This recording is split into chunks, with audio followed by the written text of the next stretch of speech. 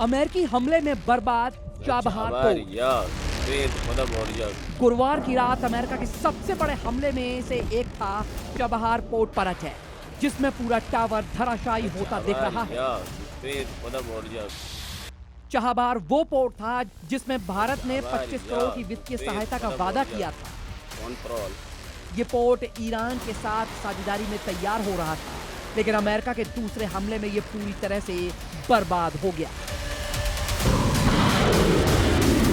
ऐसे air strike के साथ ट्रंप ने भले ही बड़ी जीत का दावा किया है, लेकिन ईरान का इंतकाम इससे ज्यादा भयंकर है।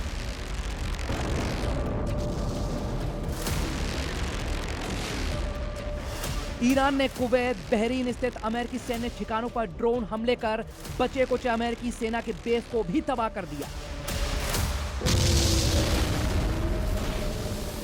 इसके लिए ईरान ने ऑपरेशन अल नसर शुरू कर दिया है।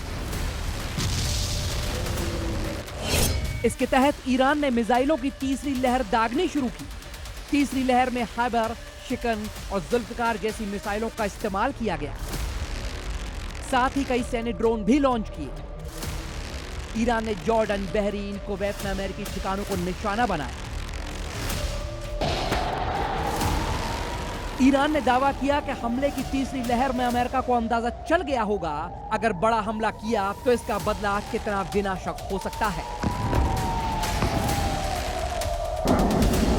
दरअसल ईरान को यह पता चल चुका है कि ट्रंप ईरान में जमीनी हमले की तैयारी कर रहे हैं।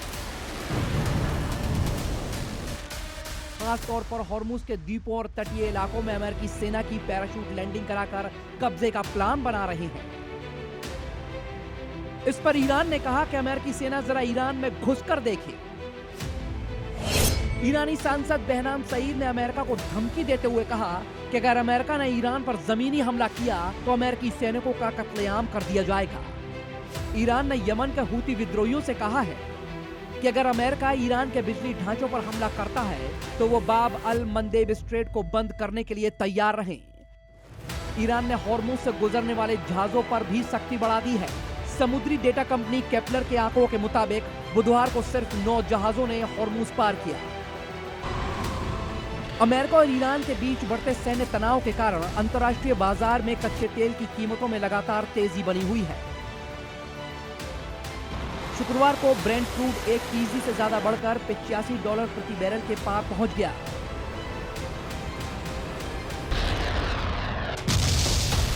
दुनिया में खड़ा होता तेल संकट ईरान के लिए बड़ा हथियार है, क्योंकि दुनिया के देश इसके लिए अमेरिका को जिम्मेदार मान रहे हैं। इतना बड़ा संकट तो ईरान के परमाणु बम से भी नहीं खड़ा होता, जितना तेल संकट की वजह से दुनिया की अर्थव्यवस्था के सामने खड़ा हुआ है।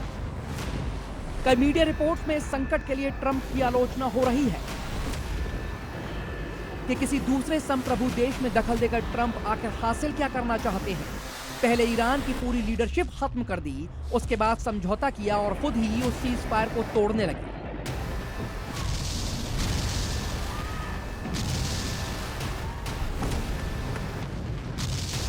अमेरिकी हमले के नए दौर से यह संदेश पूरी दुनिया में सख्ती से पहुंचा है। ब्यूरो रिपोर्ट, जी मीडिया।